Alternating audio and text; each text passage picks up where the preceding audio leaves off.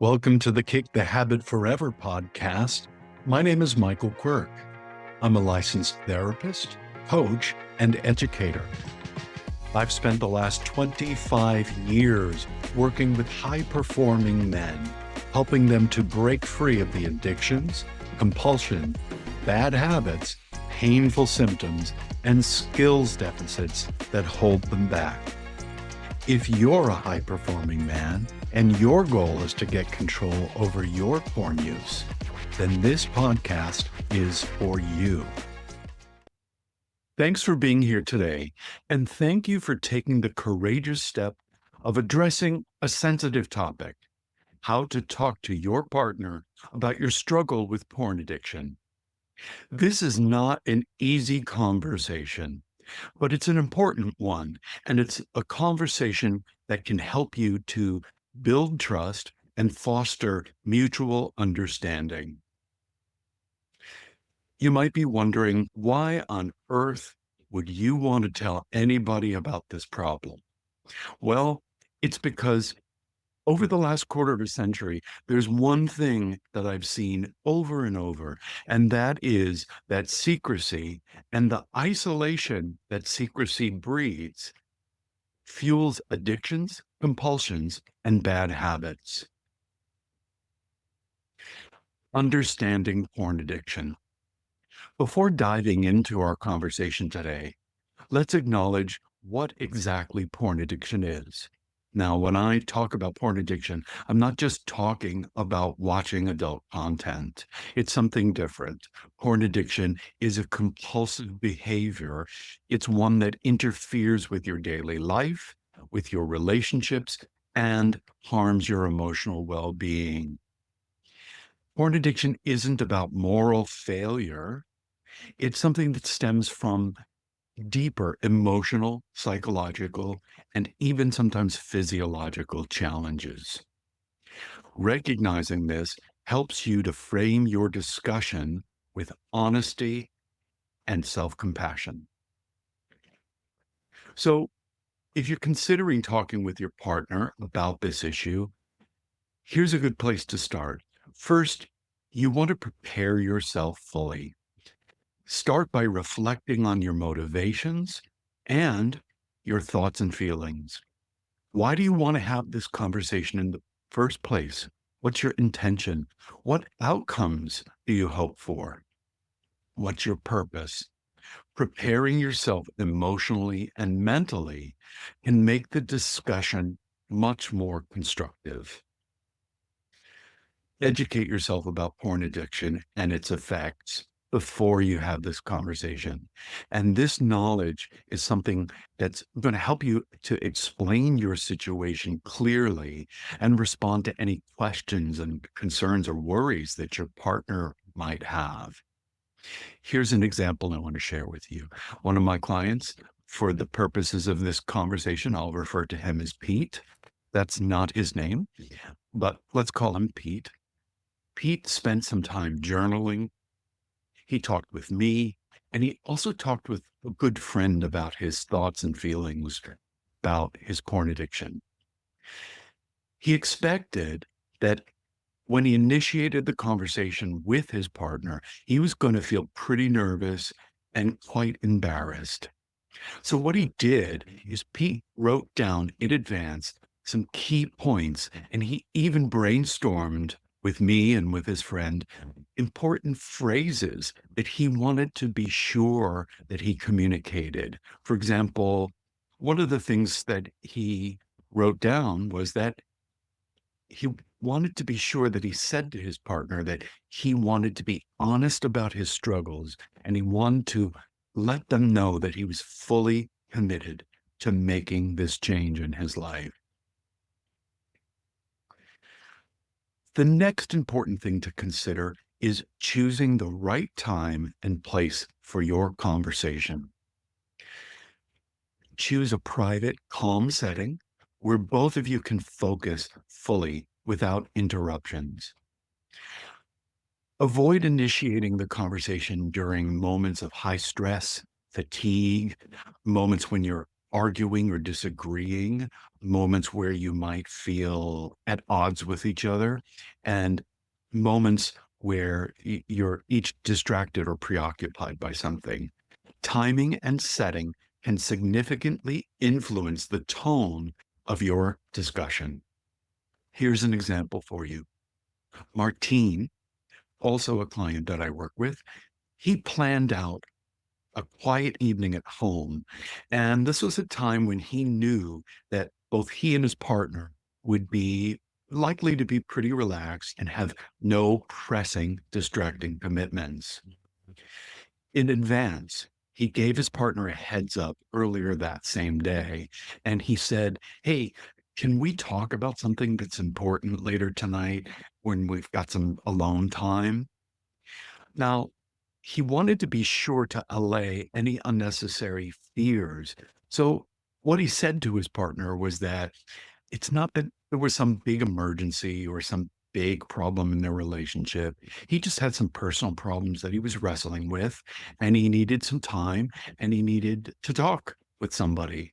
When you start your conversation, it's important that you lead with openness, vulnerability, and honesty. So open your conversation with a state of vulnerability. For example, James, again, somebody that I recently worked with, he shared with me how he did this very thing. What he said was that he'd been struggling with something that had been very difficult to talk about, but he let his partner know that he valued their relationship and that he wanted to be honest with the person. He shared with me how he got really quite nervous, much more nervous than he was expecting to be. And so he decided to pause. He decided to take a deep breath. And he ended up saying that he needed to share something that had been weighing on him greatly. And he wanted to do that because he cared very deeply about the relationship. The relationship was super important to him, and he did not want that to get lost.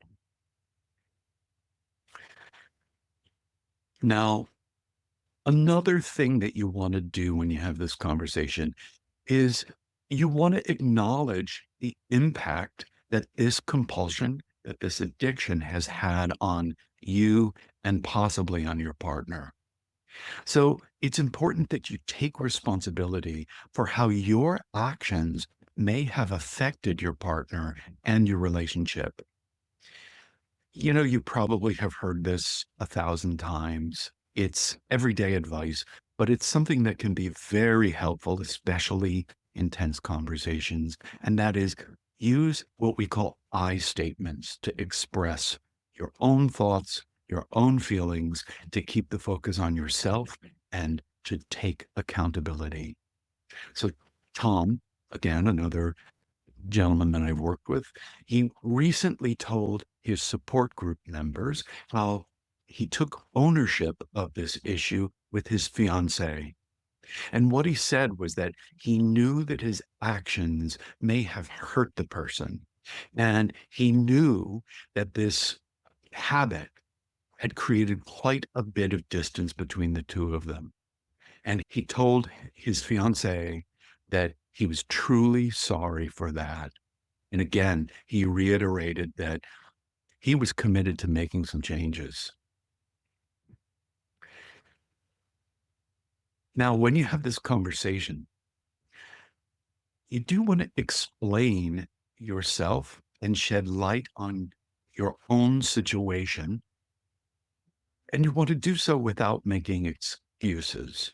Share your experience in a way that helps your partner understand you without feeling blamed by you. And that can be difficult if there's, if the two of you have been alienated or there's hurt, resentment, or some amount of distrust between the two of you.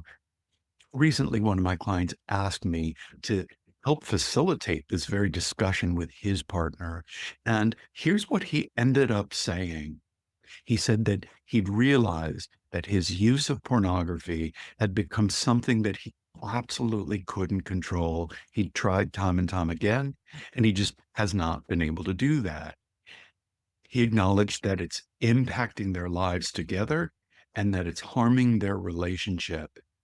And he let his partner know that he's working on understanding why this is happening for him because it kind of didn't make sense to him.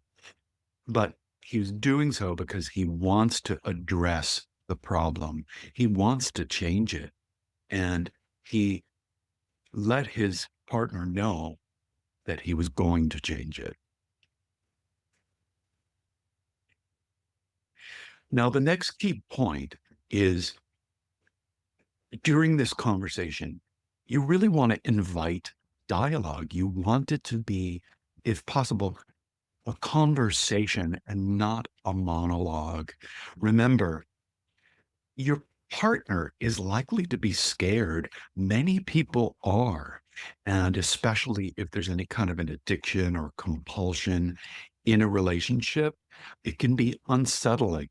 Even though on one level, your partner might feel relieved that you're addressing it, they also might be scared or worried about how this is all going to unfold. So encourage your partner to share their feelings and their reactions. So you might say something like, I want to hear how this impacts you. I want to hear how this makes you feel and what thoughts you have about it. Remind your partner that his or her feelings are important to you.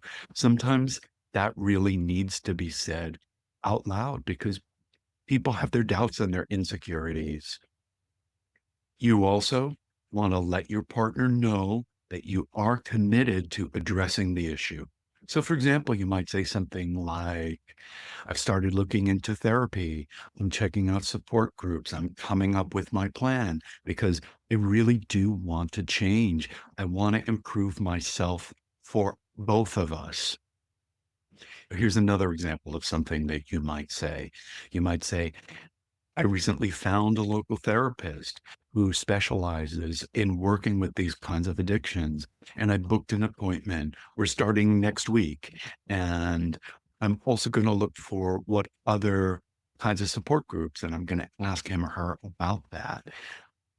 I intend to hold myself accountable. So hopefully these will give you some ideas of things you might want to say and thoughts you might want to include in your conversation with your partner. Now, it's important that you be patient and that you are open to the process of rebuilding trust. Understand that this conversation is really just the beginning. It's opening the door. It's starting a new chapter in your relationship with yourself and with your partner. Your partner is likely going to need time to process, to trust you, and to do their own work. I want you to be patient. I encourage you to be consistent in your actions and demonstrate your commitment to change. Again, there are a whole bunch of things that you might want to say directly, but one of them is that you understand that this is going to take time and that you are committed to showing your partner through your actions that you're serious about making changes. Here are some closing thoughts for you. If you decide that you're going to talk to your partner about your porn addiction, I want you to remember that you are taking a very brave act and a very necessary step towards healing and towards strengthening your relationship. By approaching the conversation with honesty, openness, vulnerability, accountability, and willingness to listen non defensively, then what you're going to do is you're going to create a larger space between the two of you for understanding and growth. If you need someone to help facilitate a productive conversation, by all means, get that help. We're very fortunate to be living in a time where we have educated, experienced therapists, counselors, psychiatrists, clergy members, and mediators that will jump in and just help do what I call directing traffic so that you have a skillful, helpful, growth producing conversation. Talking openly is an important step. Remember, this is not a situation that you have to navigate alone. There are plenty of resources and support that are available to help you on this journey, including the services that I offer. Thank you so much for your time and attention. I hope that what I've talked about with you is helpful for you, and I wish you the best of luck with your life and your situation. Thanks for listening today. I'd like to invite you to view my free class. It's called How to Kick the Habit Forever.